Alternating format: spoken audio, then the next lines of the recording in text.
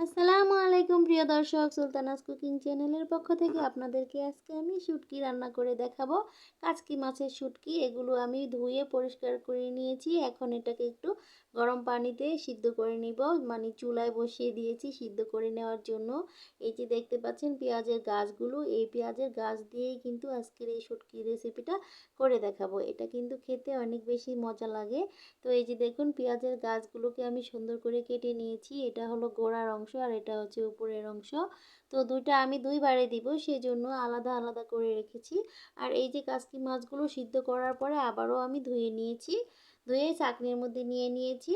তো এখন এই যে আমরা রান্নার কাজে চলে যাচ্ছি। এখন প্রথমে আমি পেঁয়াজগুলো দিয়ে দিলাম, এখানে কিছু রসুনও দিতাম কিন্তু আজকে আমাদের রসুন খাওয়া হয়ে গিয়েছে। তো আদা রসুন বাটা দিয়ে দিব, সেটা দিয়েই রান্না করব। তো এভাবেও খারাপ লাগেনি, খুবই মজা লেগেছিল খেতে। শুধুমাত্র রসুন কেটে দেইনি, এতটুকুই বাদ ছিল। আর এখানে দুই চা চামচ আদা রসুন বাটা দিয়ে দিলাম।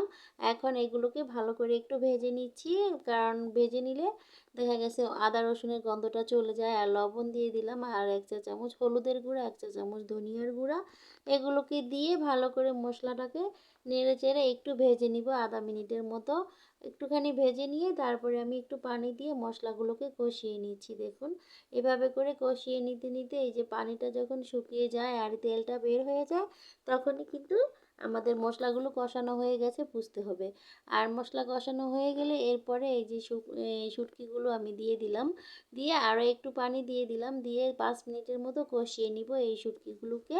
তো কষানো হয়ে গেলে এই পর্যায়ে আমি এখানে একটু আলু দিয়ে দিব। আর এখানে কিন্তু বেগুন দিলেও খেতে মজা লাগে, তো আজকে আমি আলু দিয়েই করব। তো আলুটাকে এখন দিয়ে দিলাম, কারণ আলুটা তাড়াতাড়ি সিদ্ধ হয়ে যাবে তাহলে।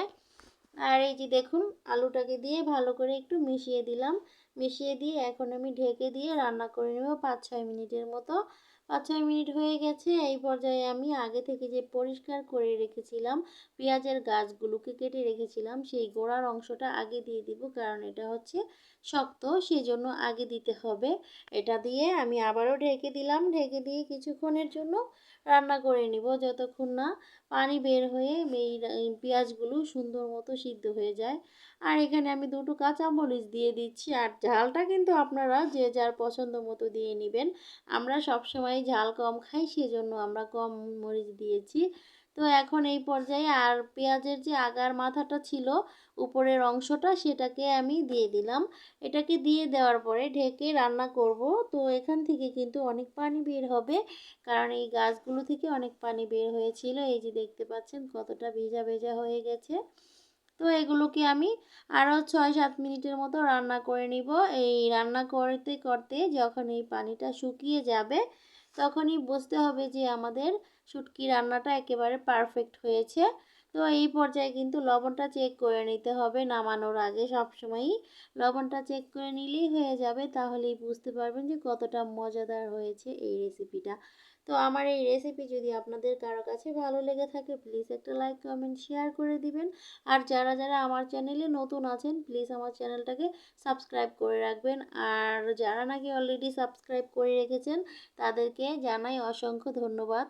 তারা আমার পাশে থাকবেন সব সময়। আমি আপনাদের জন্য আরও নতুন নতুন ভিডিও নিয়ে চলে আসব সামনে। তো সামনে কিন্তু মানে আর কিছুদিন পরে আমি আর কি আমাদের দেশে যাব ইনশাল্লাহ। তো দেশে গেলে কিন্তু আরও অনেক সুন্দর সুন্দর রেসিপি করে আপনাদেরকে দেখাতে পারবো। আমি জার্মানিতে সব কিছু পাই না, সেজন্য অনেক কিছু রেসিপি করে দেখাতে পারছি না। তো প্লিজ আমার চ্যানেলটাকে আপনারা সাবস্ক্রাইব করে রাখবেন এবং সবাই ভালো থাকবেন। আর সবাই আমার জন্য দোয়া করবেন। আল্লাহ হাফেজ।